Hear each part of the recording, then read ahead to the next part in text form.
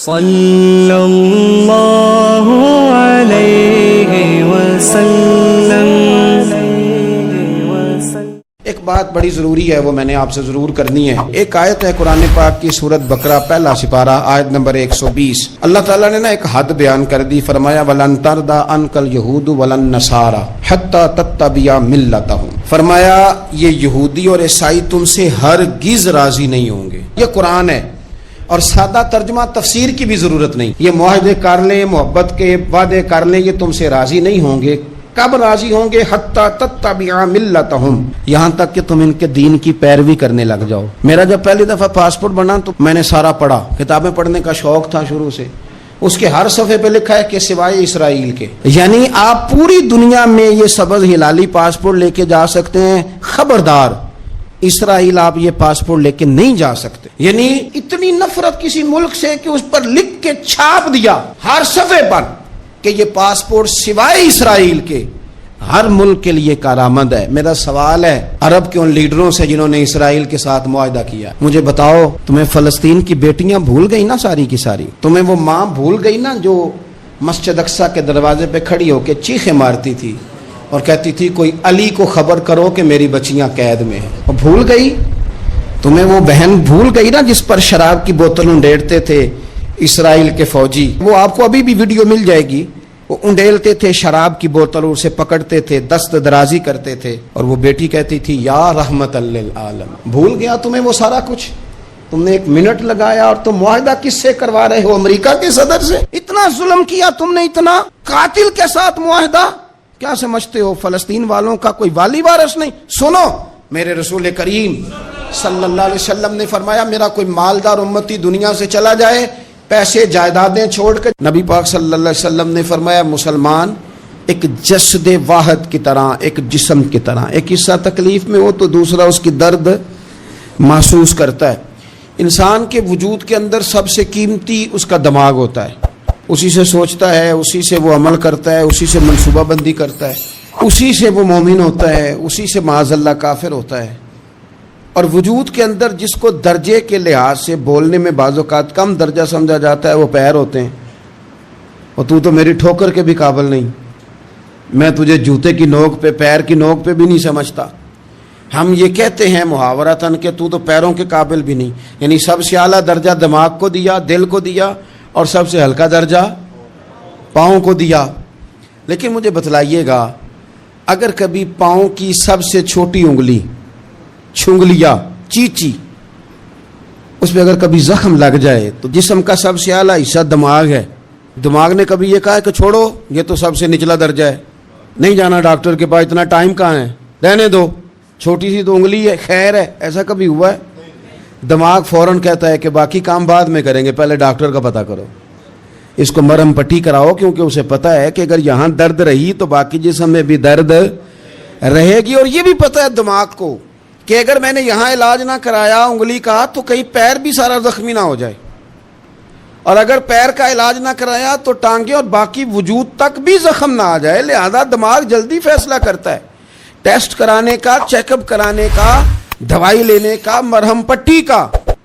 اور میرے بھائی مسلمان ایک وجود کی طرح ہے، یہ تو ہو سکتا ہے کچھ مسلمان ملک غریب ہوں اور کچھ کے پاس تیل کے کنویں ہوں، کچھ کے پاس سونے کے پہاڑ ہوں، یہ تو ہو سکتا ہے کہ بعض اوقات یہ وہ سمجھ لیں کہ ہم اعلیٰ درجے کے ہیں، لیکن یہ یاد رکھیں اگر ایک جسم کی طرح ہیں، سوچتے ہیں اور ہیں، کیونکہ نبی پاک نے فرمایا ہے، اگر اس طرح سوچتے ہیں تو پھر میرا خیال ہے کہ جس طرح تیل کے کنویں والے کو اپنی درد ہوتی ہے نا، سونے کے پہاڑوں والے ملک کو جس طرح اپنی درد ہوتی ہے نا، اس طرح اسے کسی کو بیکارت کی نظر سے دیکھنا نہیں چاہیے، چونکہ جسد واحد ہے۔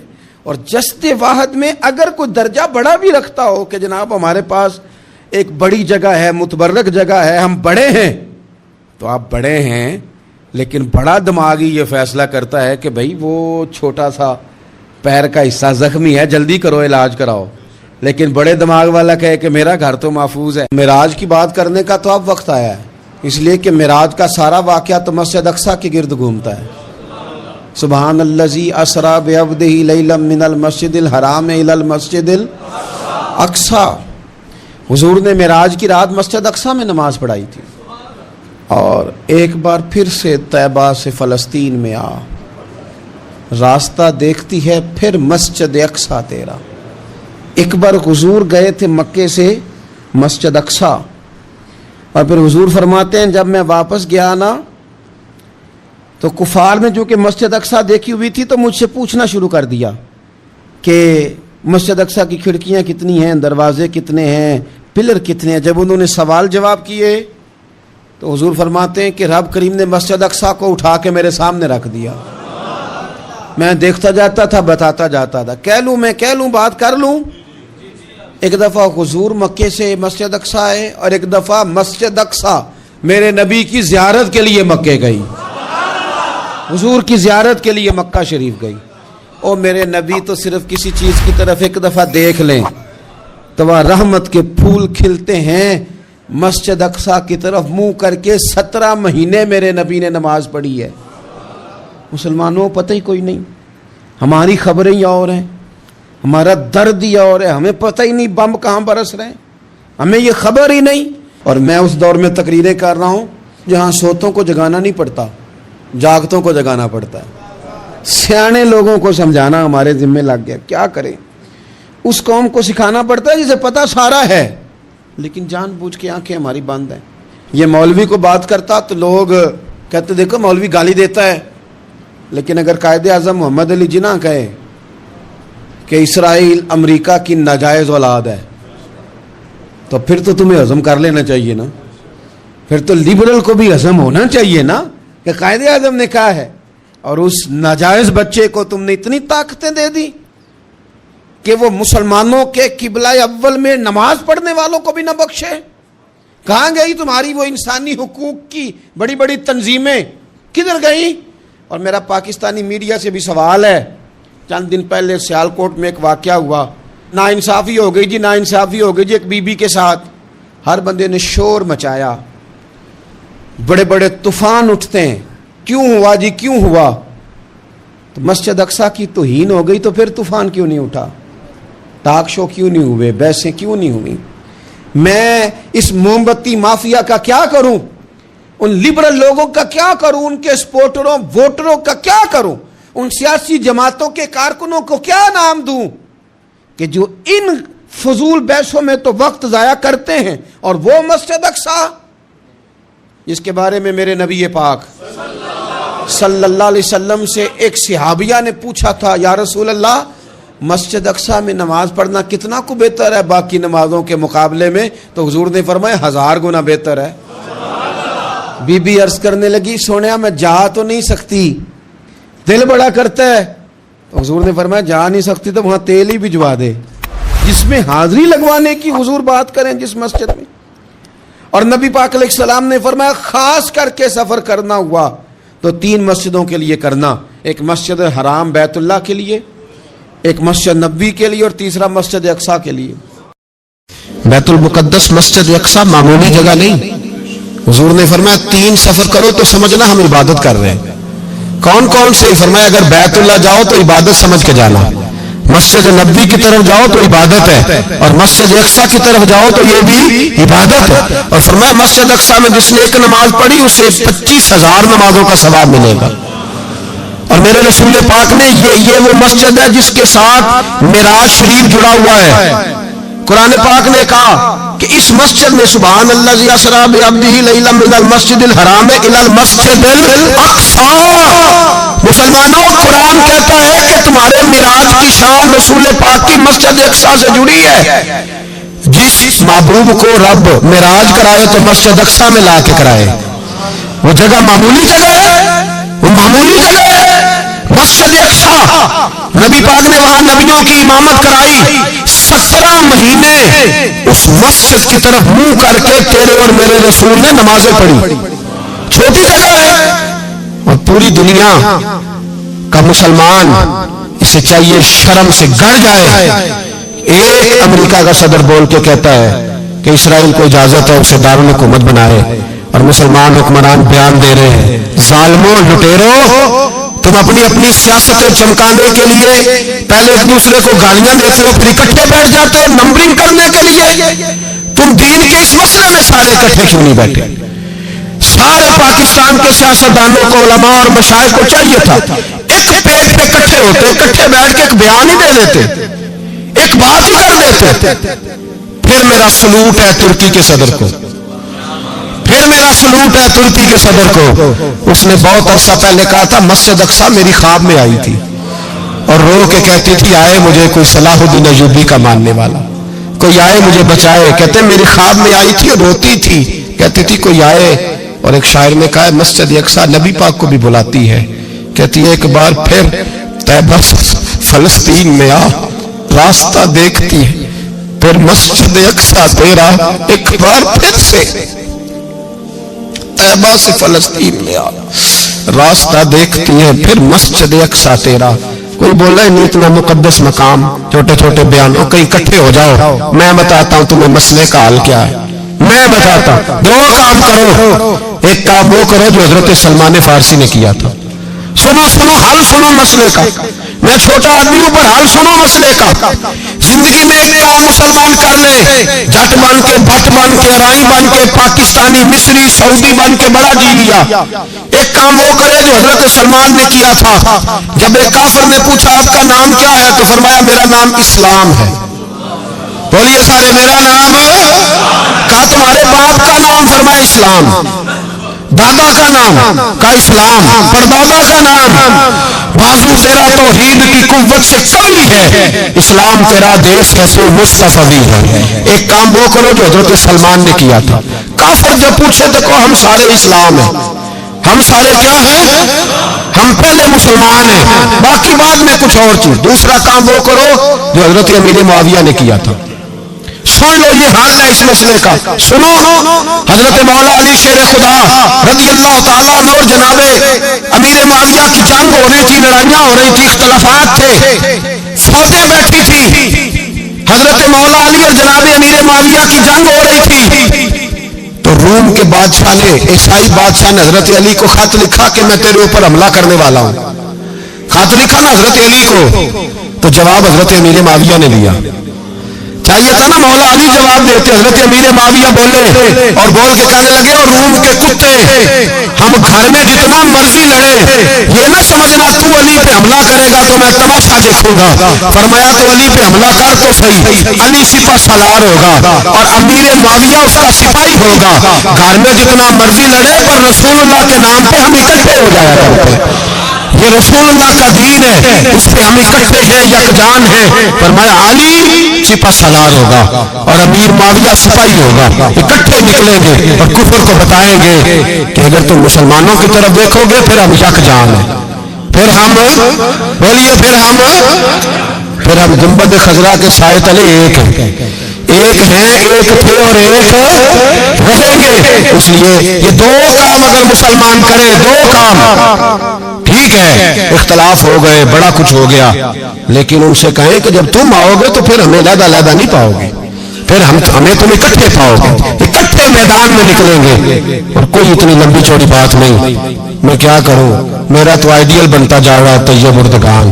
عجیب بات ہے نا کہ اس کے پاس ایٹمی طاقت آپ سے کمزور ہے، آپ کی تگڑی ہے.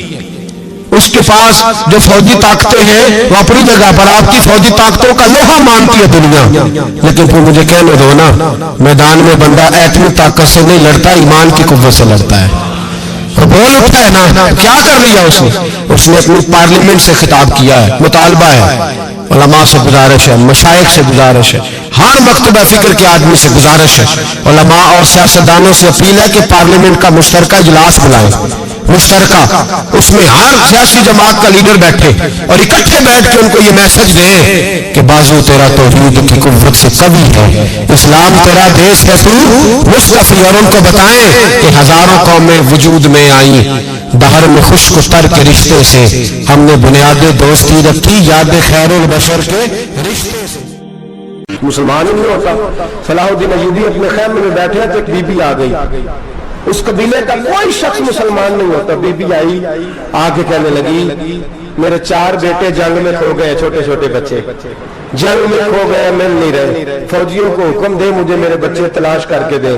صلاح الدین ایوبی نے جھٹ پر سر پہ امامہ باندھا، نیزہ پکڑا، سینے بند باندھا، اپنے جبے کو سمیٹا اور باہر کہنے لگی تو کدھر جا رہا ہے؟ کہنے لگا میں خود تیرے بچے تلاش کر کے دوں گا۔ صلاح الدین چند سپاہی ساتھ گلی گلی نکلے، گلی گلی فجر کے نکلے، اثر ہو گئی، تھک گئے، 2 نمازیں صحرا میں پڑھی، جنگل کے اندر پہنچے تو ایک کونے میں 4 بچے ایک جگہ ڈرے اور سہمے ہوئے بیٹھے ملے۔ صلاح الدین ایوبی اٹھا کے لائے، ماں کو کہنے لگے تیرے بچے ہیں۔ نکلا اس لیے تھا کہ میرے نبی نے فرمایا بچے جدا ہو تو ماں کو درد بڑا ہوتا ہے، اور میرے رسول نے فرمایا تھا جب جنگ کرنے جاؤ تو کھیت برباد نہ کرنا، فصلیں تباہ نہ کرنا، بچوں کو ماں سے جدا نہ کرنا۔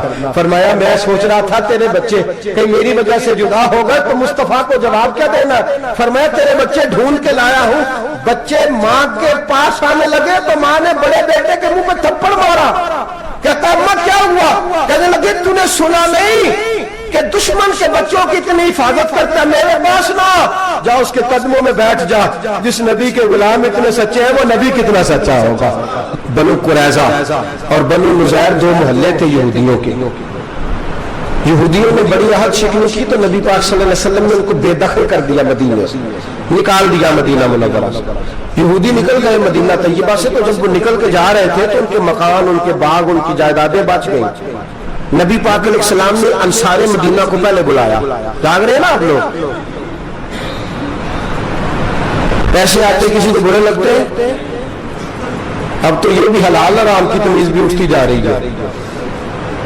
جائیداد، باغ، مال، علاقہ خالی ہوا ہے، وہ چلے گئے، لوگ تو ڈھونڈتے پھرتے ہیں۔ اللہ خیر فرمائے، شام میں ہر جگہ ملتی نہیں اب شہروں میں، وہ کس کس نے نام کرا لیا، کدھر گئی ہے کوئی خبر ہی نہیں، خالی جگہ پڑی ہے۔ میرے نبی پاک علیہ السلام نے پہلے انصار مدینہ کو بلایا، حضور نے فرمایا انصاریوں بہت بڑی جائیدادیں یہودیوں کی، بنو نذیر اور بنو قریظہ محلے خالی ہو گئے، میرا دل کرتا ہے وہ تمہیں دے دوں، اس لیے کہ تم نے اپنے مہاجر بھائیوں کے ساتھ بڑا تعاون کیا، جائیدادیں تم نے دے دی ہیں، مکانات دے دیے ہیں، بڑا کچھ تم نے دیا، میرا دل کرتا ہے وہ تمہارے نام کر دوں۔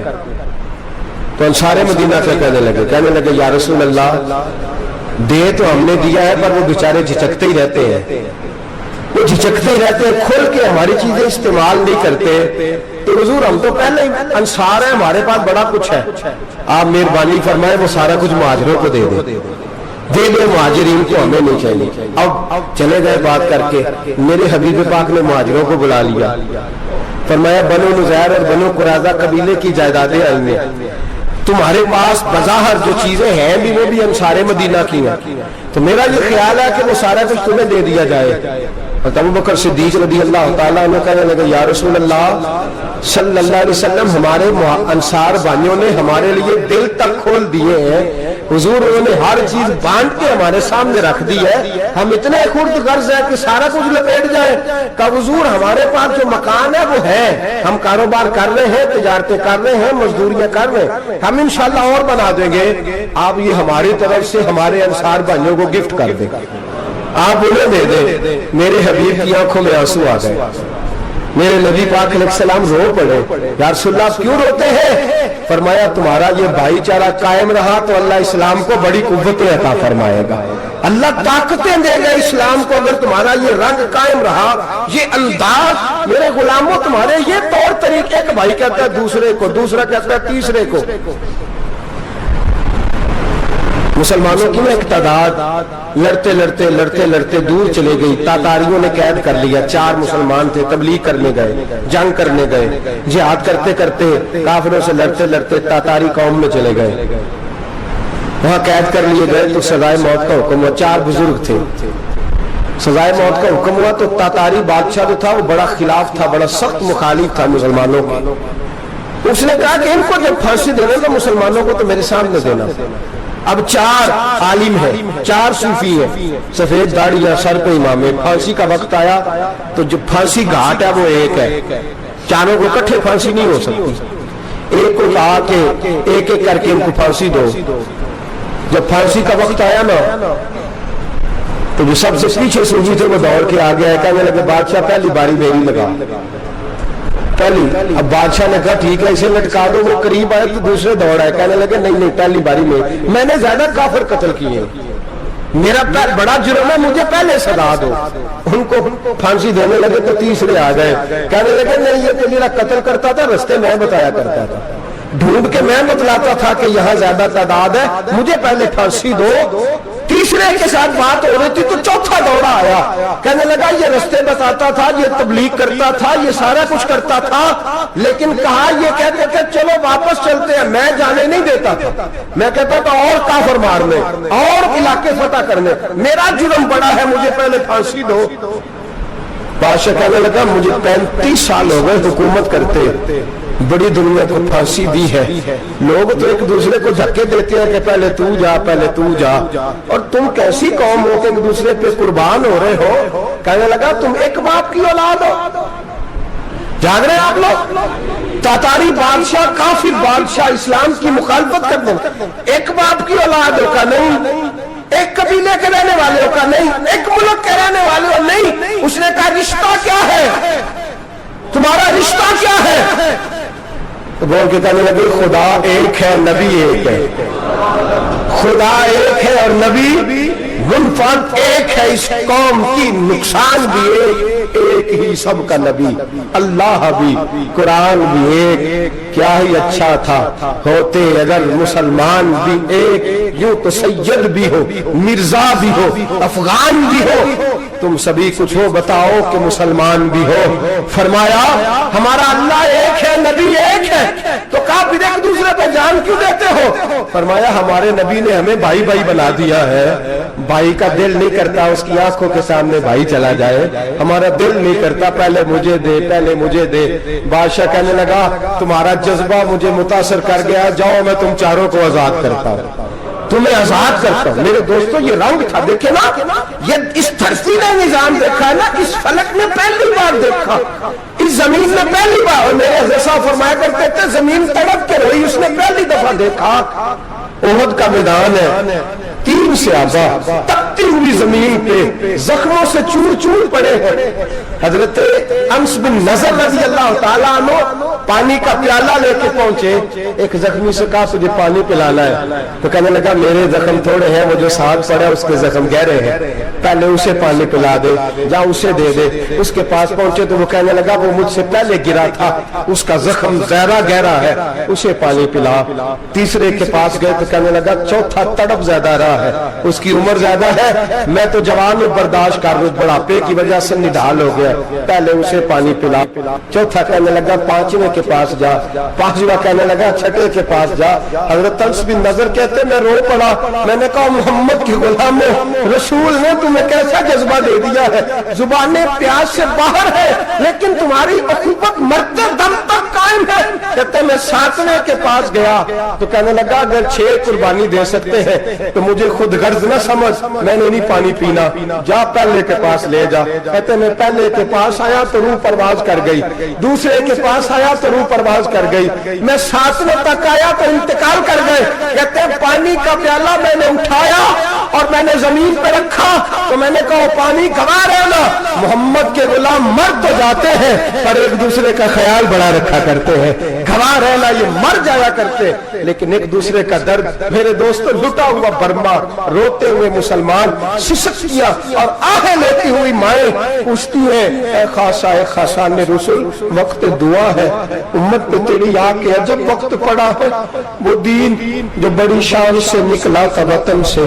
परदेश में वो दीन आज गरीबुल गुरबा है, फरियाद है ए कश्ती ये उम्मत के निगहबां, बेड़ा ये तबाही के करीब आने लगा है। और क्या खूबसूरत जुमले कहे थे कि नबी पाक सल्लल्लाहु अलैहि वसल्लम ने हुजूर ने फरमाया था मेरा मोमिन एक जान की तरह होता है, एक जान की तरह होता है, एक को तकलीफ हो जिस्म के एक हिस्से को सारा हिस्सा परेशान होता है, फरमाया ये एक मकान की तरह है, एक ईंट दूसरी ईंट को मजबूत करती है, फरमाया ये मजबूत लोग है, ये मजबूत लोग। हजरत उमर फारूक का जमाना है, एक आदमी ने सीरी भेज दी एक घर में बतौर तोहफा, कहत का जमाना था, गोश्त मिलता नहीं था, जानवर, एक आदमी ने सीरी भेज दी एक आदमी के घर में। उसने क्या किया, उसने अपनी बीवी से कहा हमारी तो खैर है, ساتھ والا پڑوسی زیادہ غریب ہے ادھر نہ بھیج دے. یہاں گندم امیر شہر کی ہوتی رہی خراب اور بچی کسی فقیر کی فاقوں سے مر گئی.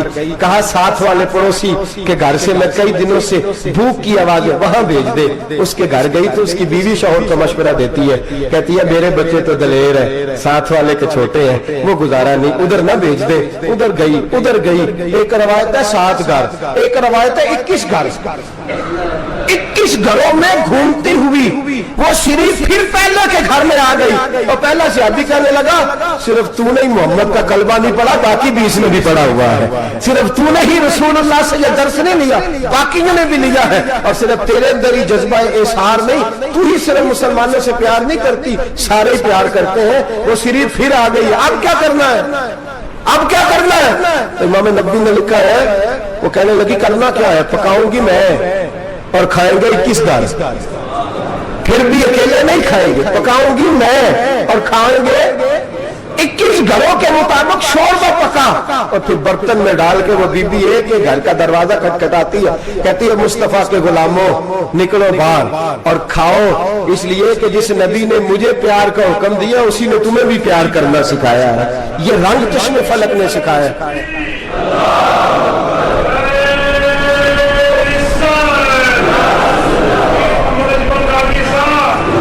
آپ کی بڑی مہربانی, زندہ باد وہی ہے جس کو اللہ رسول زندہ باد فرمائے. بڑی مہربانی, اللہ جزا دے. عرض یہ کرنے جا رہا تھا کہ رسول کریم صلی اللہ علیہ وسلم نے پیغام دیا امت کو. فرمایا دیکھیں نا کتنے بڑے لفظ ہیں. یہ نہیں فرمایا دوزخ میں جائے گا, یہ نہیں فرمایا کہ اسے جہنم کی سزا ملے گی. میرے نبی نے فرمایا میں اسے مومن مانتا ہی نہیں, میں اسے مسلمان اپنا مانتا ہی نہیں. حضور کسے؟ فرمایا جو پیٹ بھر کے کھاتا ہے اور اس کا ہمسایہ بھوکا سو جاتا ہے. میں مومن ہی نہیں مانتا. سزا تو تب ملے گی نا کہ جب میں کسی سزا کا اعلان کروں. میں مانتا ہی نہیں, وہ میرا ہے ہی نہیں. خود پیٹ بھر کے کھا رہا ہے, ہمسایہ اس کا بھوکا, میں نہیں مانتا. انما المؤمنون اخوہ, مومن بھائی بھائی, میں مانتا ہی نہیں اسے. اور میرے حبیب پاک اتنے بڑے لفظ حدیث میں اور کہیں نہیں ملیں گے آپ کو, اتنے بڑے جملے کہیں نہیں ملیں گے. میرے نبی پاک نے فرمایا اللہ کہے گا قیامت کے دن کون ہے؟ اتنے بڑے لفظ حدیثوں میں ملتے نہیں جتنے یہ ہیں. حضور نے فرمایا رب فرمائے گا بندے سے کہ میں تیرے پڑوس میں بھوکا تھا, تو نے مجھے روٹی کیوں نہیں کھلائی؟ کون کہہ رہا ہے؟ اللہ کہہ, میں بھوکا تھا تو نے روٹی نہیں دی, میں ننگا تھا تو نے کپڑا نہیں دیا, میں پیاسا تھا تو نے پانی نہیں پلایا, میں بیمار تھا تو تیمارداری. یا اللہ نہ تو کھاتا ہے, نہ پیتا ہے, نہ کپڑا پہنتا ہے, نہ تو بیمار ہوتا ہے. لا تاخذہ سنۃ ولا نوم, تجھے بیماری آتی نہیں, اونگ نیند نہیں آتی. میرے مالک تو میرے پڑوس میں تھا. تو حضور فرماتے ہیں رب فرمائے گا وہ جو بندہ تیرے پڑوس میں بھوکا تھا تو بندہ تو میرا ہی تھا نا, وہ جو بندہ تیرے پڑوس میں ننگا تھا تو بندہ تو میرا ہی تھا نا, وہ جو تیرے پڑوس میں پیاسا تڑپتا رہا تو وہ میرا ہی بندہ تھا. تو دوائی لینے جائے تو بڑے اسپتال میں اور اس بیچارے کو 20 روپے پرچی کے بھی میسر نہ آئے تو میرا ہی بندہ تھا. میرے دوست خیال کر اور یاد رکھ, یہ جو ہمسائے ممالک میں ظلم ہوتے ہیں, زیادتیاں ہوتی ہیں. ہمارے گھر کا پنکھا اچھا چلتا ہے, ہم جلوس اس وقت نکالتے ہیں جب ہماری لائٹ بند ہوتی ہے. ہم جلوس اس وقت نکالتے ہیں جب ہمارا ایسا جو ہمیں تنگ کرتا ہے. ہم اس وقت درد محسوس کرتے ہیں جب ہمارے گھر تک آگ آ جاتی ہے. یہ جو باہر آگ جل رہی ہے یہ تیرے گھر بھی آ سکتی ہے, یہ جو باہر فساد ہو رہا ہے یہ تیرے دروازے تک آ سکتا ہے. میرے رسول پاک نے ایک جان, مسلمان کو ایک جان قرار دیا. مجھے بتائیے انگلی کو کٹ لگ جائے, مسلمان ایک جان ہے نا, انگلی کو لگ جائے کٹ, دماغ کہتا ہے میں نے نہیں سوچنا اس کے بارے میں, میں نے اس کے درد کو محسوس نہیں کرنا. انگلی کے درد ہے, انگلی جانے, اس کا کام جانا. ایسے ہوتا ہے نا. بولے پیروں سے کہتے ہیں, انگلی کہتی ہے چاہے ڈاکٹر کے پاس, پیر کہتے ہیں نہیں میں نے نہیں جانا, انگلی کا کام ہے انگلی جائے. ایسے ہی ہے نا. دل سے کہتے ہیں تو تڑپ تھوڑا سا, انگلی کو درد ہے, کہتے میں کو تڑپوں, انگلی کا ماما, انگلی جانے, اس کا کام جانے. ٹیلی فون کرنا ہے, ڈاکٹر صاحب کا پتہ کرنا ہے, تو کان کہتے ہیں میں نے نہیں بات سنی ڈاکٹر صاحب کی, زبان کہتے ہیں میں نے نہیں بولنا, انگلی جانے. ایسا ہوتا ہے. پیر احتجاج کرتے کہ میں نے ڈاکٹر کے پاس میں کچھ چکر کھاتا پھروں ڈاکٹر کی دکان کی, انگلی کو درد ہے انگلی جانے. ایسا ہوتا ہے بھئی. میرے رسول پاک نے فرمایا مسلمان ایک جان ہے. تو درد برما کے مسلمانوں کو ہو رہا ہے تو پاکستانی کہہ رہے ہیں کوئی بات نہیں, وہ جانے, ان کا کام جانے. ایک جان ہے نا, درد ہونا چاہیے, تکلیف ہونا چاہیے. پھٹے پہ باتیں ہوتی ہیں اس موضوع پہ. اسمبلی پہ گفتگو ہوئی ہے اس موضوع پہ؟ آپ کی صوبائی اسمبلیاں اس موضوع پہ بولی ہیں؟ آپ کے کونسل اس موضوع پہ بولے؟ ہم تو اپنی اپنی سیاستیں، اپنے اپنے تماشے، اپنے اپنے چکروں میں لگے ہوئے. وہ دریا کے اندر سسکتے مسلمان، بنگالی کہتے ہیں ہمارے نہیں، برمی کہتے ہیں ہمارے نہیں، پاکستانی کہتے ہیں ہمارے نہیں، ترکی کہتے ہیں وہ کس کے ہیں؟ وہ کس کے ہیں؟ وہ اللہ کے بندے ہیں، محمد عربی کے غلام ہیں صلی اللہ علیہ وسلم. میرے دوستو، کیا ہمیں کیا غرض ہے؟ وہ جانے ان کا کام جانے. یہ جب تیرے پیروں تک آگ آئے گی پھر تجھے پتہ چلے گا یہ بڑی سخت آگ ہے. آج جس کافر نے برما پر عرصہ دراز تنگ کیا ہے، مسلمان تھوڑے تھوڑے مفاد لینے کی خاطر نا بنو عباس اور بنو امیہ کی جنگ چل رہی تھی. بنو عباس جو تھے وہ غالب آ گئے، بنو امیہ جو تھے ان کی حکومت ختم ہو گئی. تو عیسائیوں نے بنو امیہ سے کہا کہ ہم تمہارے ساتھ تعاون کرتے ہیں، ہم تمہارے ساتھ تعاون کرتے ہیں اور بنو عباس پہ غلبہ پا کے تمہیں حکومت دلاتے. بنو امیہ بڑی جدوجہد کر رہے تھے بادشاہی کے لیے، لیکن انہوں نے کہا کہ ہم لڑ رہے ہیں، کوشش کر رہے ہیں، لیکن ہمیں کسی کافر کی مدد کی ضرورت نہیں. ہم جتنا مرضی لڑیں لیکن کافروں کے ہاتھوں بنو عباس کو مروانے کو ہم تیار نہیں. میں خبردار، تمہارا آپس کا معاملہ ہے، ہم خود نمٹ لیں گے، تمہیں اجازت نہیں دیتے تم اندر کودو اور کود کر کے تم فسادات پیدا کرو اور مسلمانوں کے اندر تقسیم کرو. میرے دوستو، مسلمان کو سوچنا چاہیے، سوچ بڑی رکھنی چاہیے. گھر کی جنگ سے نکل آ، اب بہو ساس کی جھگڑے سے باہر آ جا، اب محلے کی سیاست چھوڑ کے باہر کا سوچ. اب اسلام کو تیری حاجت ہے. اب پوری دنیا جب مسلمان کو دیکھے نا، فیس بک یوز ہوتی ہے، اس پہ نوجوان جب اسلام کی بات کرنے لگے گا، اس پر جب بڑا اسلام کی بات کرنے لگے گا، پوری دنیا میں پیغام جائے گا کہ مسلمان اب جاگنے لگا ہے، مسلم خوابیدہ بیدار ہونے لگا ہے، اب اس کی آنکھیں کھلنے لگی ہے، اب یہ اپنے مذہب کی بات کرتا ہے، اب یہ اپنے ملک سے، صوبے سے، برادری سے نکل کر بولتا ہے. اب یہ کہتا ہے کہ بازو تیرا توحید کی قوت سے قوی ہے، اسلام تیرا دیش ہے، تو مصطفی ہے. اب یہ بڑی سوچ رکھتا ہے، اب یہ عالمی بات کرتا ہے. میرے دوستو، ہمارا تو حال یہ ہے، امام اعظم ابو حنیفہ کا فتویٰ ہے، آپ فرماتے ہیں جو مولوی عالمی حالات سے باخبر نہ ہو، وہ جمعے کی تقریر نہ کرے، تو مسلمانوں کی رہنمائی نہیں کر سکتا. عالمی حالات سے جو خبردار نہ ہو، تو جس کو چھٹی ہو جائے تو نے ختم نہیں پڑھا، دوڑ جا مسجد سے، تو ختم نہیں پڑتا، ہمارے تجھے پتہ ہی نہیں دکان رہتا ہے، بھاگ جا. وہ عالمی حالات پہ بات کرے گا، کیونکہ بیچارے کو تو پتا میری سویرے چھٹی ہو جانی. سیاست کا لفظ چھیڑا نہیں تو میں گیا نہیں. یاد رکھے، وہ جو بیداری ہے، وہ جو اعلیٰ ظرفی ہے، وہ جو بڑی سوچ ہے، وہ جو ملت کی سوچ، وہ جو قومیت کی سوچ ہے، وہ جو آگے بڑھنے کا زاویہ، وہ تو اندر اقبال کہتے ہیں گلا تو گھونٹ دیا اہل مدرسہ نے تیرا، گلا تو گھونٹ دیا اہل مدرسہ نے تیرا. تجھے تو مدرسے والوں نے پلیٹ پکڑا دی ہے کہ جا سویرے لنگر کٹھا کر کے لا اور دوپہر کو روٹیاں مانگ کے لا اور دیکھ آج مرا کون ہے، ختم کس کا پڑھنا ہے. تو گلا تو گھونٹ دیا اہل مدرسہ نے تیرا، اب کہاں سے آئے گی صدا لا الہ الا اللہ. تو گھونٹ دیا تیرا گلا، تو کیسے بڑی بات کرے گا؟ بڑی بات کے لیے بڑی سوچ چاہیے، بڑی تگودو چاہیے، بڑی کوشش چاہیے، بڑا حوصلہ چاہیے. مسلمان چھوٹی چھوٹی لڑائی میں، چھوٹی چھوٹی جنگ میں، ایک دکاندار دوسرے دکاندار سے لڑ رہا ہے، گلی والا دوسری گلی والی سے لڑ رہا ہے، محلے والا محلوں پہ اعتراض. ایک شہر میں رہنے والے میں نے دوسرے محلے پہ اعتراض کرتے دیکھے. یقین کریں، ایک شہر میں رہنے والے، علاقے میں بسنے والے کہتے ہو بھائی توبہ ہے اس محلے تو کہ اللہ ہی بچائے. لا حول ولا قوت.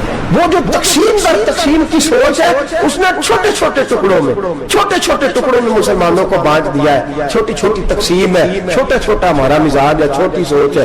بڑی سوچ کی بات سنیے. صلاح الدین ایوبی، یاد رہے نا آپ لوگ، تو آخر حضرت صاحب ایڈی وڈی گل چھیڑ چڑی ہے، یہ مطلب ہی کوئی نہیں، کنے برما جانا ہے تو کنے مدد کرنی ہے. میں تو بڑی فریضہ سر انجام دے رہا ہوں. میرے نبی نے فرمایا برائی کو یا ہاتھ سے بدل، ہاتھ سے نہیں بدل سکتا تو زبان سے تو بولنا. تو میں معذور کمزور آدمی ہوں، ہاتھ سے بدلنے کی طاقت نہیں رکھتا، تو دوسرے درجے پہ تو مجھے عمل کرنے دو نا. اثر کرے نہ کرے سن تو لے میری فریاد، نہیں ہے داد کا طالب یہ بندہ آزاد. رونے تو دو، تڑپنے تو دو، آہیں تو بہانے دو، سسکیاں تو لینے دو، مار کھائیے تو تڑپنے تو دو. وہ قرآن پاک برما میں پابندی لگی ہے تو میں یہاں سوچنے لگا ہوں کہ وہاں تو پابندی لگی ہے، یہاں پہلے لوگ کوئی نہیں پڑھتی. معاذ اللہ تعالیٰ حالات دن بدن مسلمانوں کے لیے ایک ایک کر کے. افغانستان میں جو آگ لگی تھی، پھر وہ عراق میں بھی لگی، پھر وہ لیبیا میں بھی لگی، پھر وہ مصر میں بھی لگی، پھر وہ یمن میں بھی لگی. सऊदी अरब में धमाके हुए, मेरा दिल तड़पा है, मुझे परेशानी हुई, मैं बच्चे पास थे, मैं बड़ा डिस्टर्ब हुआ। मैंने कहा यार ये हमारा सबका इजमाई अकीदत का मरकज है, हम कम से कम 1000 इख्तलाफ के बावजूद कहा करते थे कि अरब में अमन है यार, वहाँ सुकून है, वहाँ दुकानें खुली छोड़ के लोग चले जाते हैं, वहां भी फसाद होने लगा, वहां भी आग बढ़ गई है। लेकिन हम सिर्फ छोटी छोटी करके जब आग बुझाने की कोशिश करेंगे उस वक्त आग नहीं बुझेगी। जब हर आदमी अपने प्याले में पानी लेके आएगा, हर शख्स अपने घर की नल चलाएगा, हर शख्स नलका चलाएगा और पानी निकाल के ये आग बुझाएगा, तब ये आग बुझेगी। हर आदमी को किरदार सोच बड़ी करे, नजरिया बड़ा करे, मिल्लत की बात करे, मुसलमान होके सोचे, मुसलमान होके सोचे खुदारा निकले ये घर के झगड़ों से, थोड़ी देर के लिए अपने आप को बड़ा करे, बड़ी सोच आप बनाएं। जब दोस्तियां लगाएं, जराने लगाएं, तो छोटे मोटे हिसाब से बचे। बाबा बुल्ले शाह साहब फरमाते कोरे वर्क किताब नहीं हुंदे, कोरे वर्क किताब नहीं हुंदे, पत्थर दिल गुलाब नहीं हुंदे, और बुल्लिया यारी सोच के लाई यारा नाल हिसाब नहीं हुंदे। फिर जरा निकले इस हिसाब किताब से बाहर, बुल्लिया यारी सोच के लाई यारा नाल हिसाब नहीं हुंदे। फिर जरा बड़ा ज़हन करे, छोड़े अपने हिसाब, यूसिरून अला अनफुसिहिम वलनबलुवन्नकुम बिशैइन मिनल खौफि वल जूइ व नक्सिन मिनल अमवालि वल अनफुसि वस्समरात। फिर हिसाब किताब से निकले, फिर इमाम अली मकाम की तरह ये सोच बनाए कि हुसैन के बच्चे चले जाए तो कोई हर्ज नहीं, उम्मत पर आंच नहीं आनी चाहिए। एक इमाम अली मकाम, कल तक इमाम मैदान में खड़े थे तो अकेले थे, लेकिन आज पूरी दुनिया कहती है हुसैन हमारा है, हुसैन हमारा। आज नजरिया इमाम अली मकाम जिंदा है, तू अकेला तो खड़ा हो, ये ना कहा था छोटी सी मस्जिद है, एक कोना का खड़कावा, मौलाना तकरीर कर रहे हैं तो क्या बनेगा, एक आवाज कहीं से गूंजा करती है, फिर उसमें तासीर मेरा अल्लाह पैदा फरमा दिया करता है, फिर उसके अंदर कुव्वत मेरा रब पैदा फरमा दिया करता है, फिर अल्लाह उसमें तासीर पैदा करके 4 दाग आलम में फैला दिया करता है। सलाहुद्दीन अय्यूबी, मुसलमानों पर जुल्म हुआ, फलस्तीन में आग लगी और पूरे फलस्तीन की गलियां खून से भर गई। एक दिन के अंदर 70,000 मुसलमान कत्ल हुआ। घोड़ों से सड़कों पे चला नहीं जाता था, घोड़े फिसलते थे, इतना खून था, और कच्ची सड़कें थी, इतना खून था। पहले कच्ची जमीन में खून पिया, फिर खून उससे बाहर आया, फिर भी इतना सख्त 70,000 आदमी कत्ल हुआ। सलाहुद्दीन अय्यूबी कौन थे? मेरे गौसे आजम जिलानी के मदरसे के तालिब इल्म थे। जामिया निजामिया मदरसा, ये मदरसे है जिन्होंने दीन के मुजाहिद पैदा किए, मदारस है इन्होंने दीन के मुजाहिद पैदा करके पूरी दुनिया के अंदर फैलाए हैं। मदारस के अंदर दहशत गर्दी आई, मैं इख्तलाफ नहीं करता, लेकिन अभी भी मदरसे हैं जिन मदरसों से रसूलुल्लाह के दीन का सच्चा दर्स दिया जाता है, अमन प्यार और मोहब्बत की फिजा को आम किया जाता है वो मदारस, और इंशाअल्लाह कयामत की सुबह तक वो मदरसे कायम रहेंगे। सलाहुद्दीन अय्यूबी मदरसे के तालिब इल्म है, मदरसे का, लेकिन मदरसा उसका था जो साथ दरवेश भी था, जो साथ अल्लाह रसूल के अहकामात मोहब्बत के साथ फैलाने वाले गौसे आजम जिलानी का मदरसा था। उस मदरसे का पढ़ने वाला तालिब इल्म, देखे ना इल्मदीन शहीद कौन था? नाते पढ़ने वाला था ना, खत्म दिलाने वाला था। आमर चीमा शहीद कौन था? नाते पढ़ने वाला था ना। ये नाते वो चीज होती है जो दिलों के अंदर असर पैदा कर देती है, जो नबी पाक की मोहब्बत को परवान चढ़ाती है, और यही चिराग जलेगा तो रोशनी होगी। सलाहुद्दीन अय्यूबी अकेला अपने दोस्तों से कहने लगा मुसलमानों की मदद की, चंद सालों में निकलो मदद करें। उन्होंने कहा तेरे निकलने से क्या होगा? कहने लगा मैंने नहीं निकलना, मेरे अल्लाह ने मेरी मदद करनी है, मेरे अल्लाह ने मेरी उठ बांध कमर क्या डरता है, फिर देख खुदा क्या करता है। और मैं मुझे निकलने दे, अल्लाह मेरी मदद करेगा। थोड़ा थोड़ा करके फौज जमा की, कोशिश की। चंद सालों के बाद उसी जगह जहां मुसलमानों का खून बहा था, अल्लाह ने इस्लाम का झंडा फिर से बुलंद कर दिया। सलाहुद्दीन अय्यूबी फातेह बन के मस्जिद अक्सा के दरवाजे पे खड़ा है। चंद साल गुजरे, ईसाइयों का पूरा वो जुल्म अभी याद है, और सारे लीडर कहते हैं तैयारी कर लो, अब हमारे बच्चे काटे जाएंगे, औरतें बेवा होंगी, गर्दनें कटेंगी। अब देखना जितना खून हमने बहाया था मुसलमान उससे दुगना बहाएंगे। सलाहुद्दीन अय्यूबी घोड़े पे खड़े हैं और पूछते हैं ओ ईसाइयों बताओ तुम्हारे साथ क्या करूं? गर्दनें झुक गई, जवाब कोई भी नहीं। क्या तुमने 70,000 मुसलमान एक दिन में मारा था, बोलो तुम्हारे साथ क्या करूं? तुमने एक दिन में मुसलमान यूं काटे जैसे गाजर मूली काटी जाती है, बोलो क्या करूं? عیسائی کہنے لگے ہمیں اپنے ظلم یاد ہے, تشدد یاد ہے, بربریت یاد ہے, تو بہتر جانتا ہے تو نے کیا کرنا ہے. صلاح الدین ایوبی گھوڑے پہ فاتح کھڑا ہے, آنکھوں میں آنسو آئے, تڑپ کے رویا, کہنے لگا میں تمہارے ساتھ وہی سلوک کروں گا جو میرے مصطفیٰ نے قریش مکہ کے ساتھ فرمایا تھا. لا تثریب علیکم, جاؤ تم پر کوئی زیادتی, جاؤ تم آزاد ہو. اس نے کہا تو کر کیا رہا ہے؟ کہنے لگا میں کیا کروں, میں اس محمد کا ماننے والا ہوں جس نے معاف کرنا سکھایا ہے صلی اللہ علیہ وسلم. میرے پیروں میں زنجیر ہے رسول اللہ کی غلامی کی, جاؤ تم آزاد ہو. اس نے کہا تم آزاد ہو. لوگوں نے کلمہ پڑھنا شروع کر دیا, اشہد ان لا الہ الا اللہ واشہد ان محمدن عبدہ. سارے قبیلے کے کچھ نہ کچھ لوگ مسلمان, ایک قبیلہ رہ گیا مسلمان ہی نہیں ہوتا. صلاح الدین ایوبی اپنے خیمے میں بیٹھے تو ایک بی بی آ گئی, اس قبیلے کا کوئی شخص مسلمان نہیں ہوتا. بی بی آئی, آگے کہنے لگی میرے 4 بیٹے جنگ میں کھو گئے, چھوٹے چھوٹے بچے جنگ میں کھو گئے, مل نہیں رہے. فوجیوں کو حکم دے مجھے میرے بچے تلاش کر کے دے. صلاح الدین ایوبی نے جھٹ پر سر پہ امامہ باندھا, نیزہ پکڑا, سینے بند باندھا, اپنے جبے کو سمیٹا اور باہر. کہنے لگی تو کدھر جا رہا ہے؟ کہنے لگا میں خود تیرے بچے تلاش کر کے دوں گا. صلاح الدین چند سپاہی ساتھ گلی گلی نکلے, گلی گلی فجر کے نکلے, اثر ہو گئی, تھک گئے. 2 نمازیں صحرا میں پڑھی. جنگل کے اندر پہنچے تو ایک کونے میں 4 بچے ایک جگہ ڈرے اور سہمے ہوئے بیٹھے ملے. صلاح الدین ایوبی اٹھا کے لائے, ماں کو کہنے لگے تیرے بچے ہیں. نکلا اس لیے تھا کہ میرے نبی نے فرمایا بچے جدا ہو تو ماں کو درد بڑا ہوتا ہے, اور میرے رسول نے فرمایا تھا جب جنگ کرنے جاؤ تو کھیت برباد نہ کرنا, فصلیں تباہ نہ کرنا, بچوں کو ماں سے جدا نہ کرنا. فرمایا میں سوچ رہا تھا تیرے بچے کہیں میری وجہ سے جدا ہو گئے تو مصطفیٰ کو جواب کیا دینا. فرمایا تیرے بچے ڈھونڈ کے لایا ہوں. بچے ماں کے پاس آنے لگے تو ماں نے بڑے بیٹے کے منہ پہ تھپڑ مارا. کہتا اماں کیا ہوا؟ کہنے لگے تو نے سنا نہیں کہ دشمن کے بچوں کی اتنی حفاظت کرتا ہے, میرے پاس نہ جا, اس کے قدموں میں بیٹھ جا. جس نبی کے غلام اتنے سچے ہیں وہ نبی کتنا سچا ہوگا, جس نبی کے نوکر اتنے کھڑے ہیں وہ نبی کتنا کھڑا ہوگا. جا کے کلمہ پڑھ لے. میرے دوست یہ اسلام ہے جس نے غیروں کا درد بھی اپنے سینے میں رکھا. اقبال کہتا ہے سارے زمانے کا درد ہمارے ہی سینے میں ہے. برما کا مسلمان ہو یا عراق, لیبیا, افغانستان, کشمیر کا مسلمان ہو, میرے دوست وہ غیر نہیں ہے, وہ تیرا اپنا ہے. اس کا رنگ نہ دیکھ, اس کی بولی نہ دیکھ, اس کا قبیلہ اور علاقہ نہ دیکھ. دیکھ کہ وہ تیرے رسول کا کلمہ پڑھتا ہے, وہ دیکھ کہ وہ کعبے کی طرف منہ کر کے نماز پڑھتا ہے. دیکھ کہ تیرا اور اس کا نصاب زندگی قرآن ایک ہے. میرے دوست کچھ نہیں کر سکتا تو دعا تو کر دیا کر, کچھ نہیں کر سکتا تو التجا تو کر دیا کر. اللہ کے حضور یہ تو کہا کر کہ اللہ مسلمان جہاں بھی ہے تو ان کی مدد فرما, اللہ مسلمان جہاں بھی ہے تو ان کی غیبی امداد فرما. یہ دعا تو میرے دوست سے ضرور کیا کرو. سوچ بڑی کرے, جب بھی آپ بولے, جب بھی آپ لکھیں, جب بھی کسی سے بات کرے تو بحثیت مسلمان کی بات کرے, بحثیت ایک نبی پاک کے غلام کی بات کرے. اپنی زندگی اس انداز میں ترتیب دیں کہ پہلے آپ مسلمان ہیں, اس کے بعد آپ کچھ اور ہیں. پہلے اسلام کی بات کرے, بڑی بات کرے, بڑے حوصلے کی بات کرے, پھر اسلام کو قوت ملے گی, پھر بیداری امت کو نصیب ہوگی. اللہ کریم برما کے مسلمانوں کو اپنی رحمت کی ٹھنڈی چھاؤں نصیب فرمائے. ہمیشہ مدحت خیر الانام میں گزرے. دعا ہے یہ عمر درود و سلام میں گزرے. آخر دعوانا ان الحمدللہ رب العالمین. الف میم تو بھی پہلے رانجا یار سی,